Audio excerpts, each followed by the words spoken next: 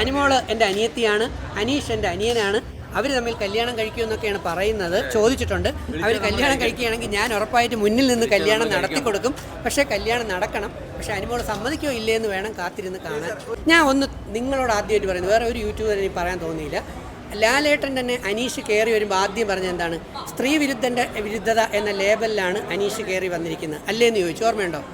അനീഷിൽ കുറേ ഫേക്ക് ഉണ്ടെന്നുള്ള കാര്യം വരും സമയങ്ങളിൽ എല്ലാവർക്കും ബോധ്യപ്പെട്ടുള്ളൂ. ലക്ഷ്മി സത്യത്തിൻ്റെ കൂടെയാണ് നിന്നത്. ലക്ഷ്മിയാണ് എനിക്ക് യഥാർത്ഥത്തിൽ നെവിനെ പരിചയപ്പെടുത്തിയത്. അവിടെ നിന്നാണ് ഞാൻ നെവിനെ കുറിച്ച് പഠിച്ചു തുടങ്ങിയത്. മനസ്സിലായില്ലേ? മത്സരത്തിൽ 8 പേരുണ്ടല്ലോ. അപ്പോൾ ഇതുവരെ അവരുടേതായിട്ടൊരു പ്രകടനം വന്നിട്ടില്ല. PR കൊണ്ട് മാത്രം നിൽക്കുന്നതാണ് എന്ന് തോന്നിയ ആരെങ്കിലും ഉണ്ടോ? അല്ലല്ല, എല്ലാവരുടെയും ആയിട്ടുള്ള പെർഫോമൻസുകൾ എല്ലാവരിൽ നിന്നും കുറേ വരുന്നുണ്ട്. പക്ഷേ അർഹരായി ഈ അവസാനം ലാപ്പ് വരെ പെർഫോം ചെയ്യാൻ കഴിവുള്ള ഒരു 3-4 പേര് നേരത്തെ പുറത്തു പോയി. അത് ഞാൻ പേര് പറയുന്നത് ശരിയല്ല.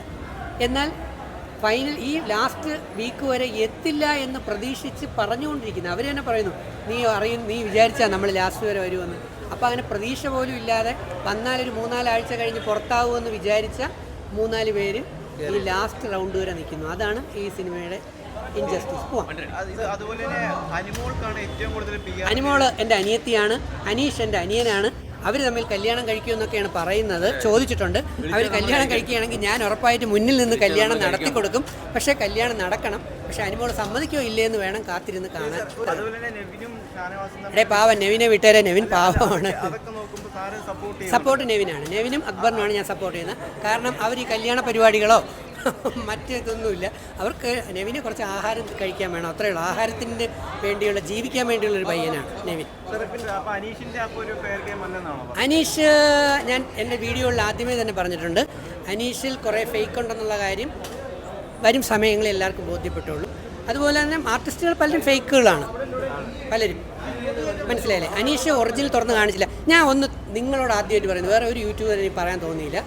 ലാലേട്ടൻ തന്നെ അനീഷ് കയറി വരുമ്പോൾ ആദ്യം പറഞ്ഞത് എന്താണ്? സ്ത്രീ വിരുദ്ധത എന്ന ലേബലിലാണ് അനീഷ് കയറി വന്നിരിക്കുന്നത് അല്ലേന്ന് ചോദിച്ചു. ഓർമ്മയുണ്ടോ? ഇത്രയും ദിവസമായിട്ട് ആ ഒരു ക്യാരക്ടർ പുറത്തെടുത്ത് പുള്ളി പ്രവർത്തിച്ചോ. അതുകൊണ്ടാണ് ഞാൻ അനീഷ് ഫേക്കാണ് എന്ന് എനിക്ക് തോന്നിയിട്ട് പറഞ്ഞത്. കാരണം കയറിയിരിക്കുന്നത് ഇപ്പോൾ ഓരോരുത്തർ കയറിയത് പല കാറ്റഗറി വെച്ചാണ് കയറിയെന്ന് പറഞ്ഞതെങ്കിൽ സ്ത്രീ വിരുദ്ധതയെ കൂടുതൽ പറഞ്ഞുകൊണ്ടായിരിക്കും പുള്ളി ഇൻ്റർവ്യൂവിന് തകർത്തത്. അപ്പം ഈ ടീം വിചാരിച്ചു ഇപ്പം കയറിക്കഴിഞ്ഞാൽ സ്ത്രീകളെല്ലാം അടിച്ച് നാശമാക്കുമെന്ന്.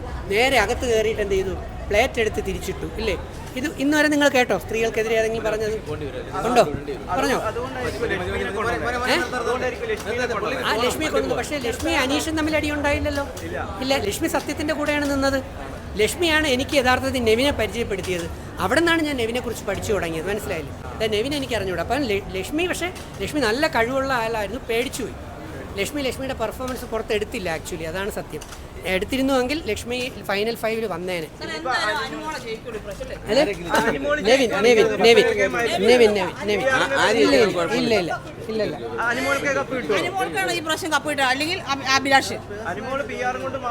PR കൊണ്ട് മാത്രമല്ല, അനിമോൾക്കാണ് കപ്പ് കിട്ടാനുള്ള എല്ലാ യോഗ്യതയും ഉള്ളത്. കൂടാതെ അഭിലാഷിനും. അയ്യോ, അപ്പൊ ഇതിന് വരുന്ന നെവിൻ അക്ബറും അല്ല, വേറെ പേരുണ്ടല്ലോ. അനീഷ് നന്നായിട്ട് അതിനകത്ത് ചെയ്യുന്നുണ്ട്. അനീഷിൻ്റെ എല്ലാ പെർഫോമൻസും നല്ല രീതിയിലാണ്. ആരോടും അനാവശ്യമായിട്ട് ഒരു തട്ടിക്കയറലിനും ഒന്നും പോകുന്നില്ല. അനീഷ് അല്ലെങ്കിൽ അനുമോൾ, ഇവർക്ക് 2 പേർക്കാണ്. നെവിനൊന്നും ഒരിക്കലും കിട്ടൂല. കാരണം അനീഷ് അല്ലെങ്കിൽ അനുമോൾ, ഇവർക്ക് 2 പേർക്കാണ് ബിഗ് ബോസിലെ ഇപ്രാവശ്യത്തെ കപ്പ് കിട്ടാനുള്ള ഏറ്റവും വലിയ യോഗ്യതയുള്ള ആളുകൾ. ജനങ്ങളുടെ ഇടയിൽ നിന്നുള്ള അഭിപ്രായം അതാണ്. അനീഷ് അല്ലെങ്കിൽ അനിമോൾ. ഇതാണ്. ഇല്ല, അത് രൂക്ഷമായ വിമർശനം ഇല്ല. അനിമോള് ജനങ്ങൾ ഒരു സീരിയൽ നടി എന്ന രീതിയിലും ഒക്കെ ജനങ്ങൾ നെഞ്ചിലേറ്റൊരു നല്ലൊരു കണ്ടസ്റ്റന്റ് ആണ് അനിമോള്. അല്ല, ഫാൻസ് ഒക്കെ ഉണ്ട് ഓൾറെഡി, ഓക്കെ. പക്ഷെ എന്നാലും അനിമോളാണ് അതിനകത്ത് മികച്ച ഒരു കഥാപാത്രമായിട്ട് സ്റ്റാർട്ടിങ് മുതൽ അവസാനം വരെ ലീഡ് ചെയ്യുന്നത്. കാരണം കുറച്ച് കൊച്ചു പിണക്കങ്ങൾ ഉണ്ടെങ്കിലും അനുമോളുടെ അത്രയും തന്മയത്വത്തോടെ നിൽക്കാൻ പറ്റിയ ആരും ബിഗ് ബോസിൽ കാണുന്നില്ല. ഈ ഇടയ്ക്ക് നെവിൻ അനുമോളൊക്കെ ടാർഗറ്റ് ചെയ്ത് കളിച്ചായിരുന്നല്ലോ. ഉണ്ട്. അത് അവർ വല്ലാത്തൊരു ചതിയാണ് അനുമോളോട് ചെയ്തത്. കാരണം ഒരാളെ ഒറ്റയാൻപ്പെട്ട ആൾ വളഞ്ഞിട്ട് ആക്രമിക്കുക എന്ന് പറഞ്ഞ രീതിയിലാണ്. അത് ബിഗ് ബോസ് അല്ല, ഏതൊരു ഇതിനകത്താണെങ്കിലും വളഞ്ഞിട്ട് ആക്രമിക്കുക എന്ന് പറയുന്നത് അതൊരു വല്ലാത്തൊരു ചതിയാണ് ചെയ്തത്. അങ്ങനെ ചതി ചെയ്യാൻ പാടില്ല. കാരണം ഇവർ രാത്രി പോയിട്ട് എല്ലാവരും കട്ടി തിന്നുന്നു, അത് കണ്ടുപിടിക്കുന്നു.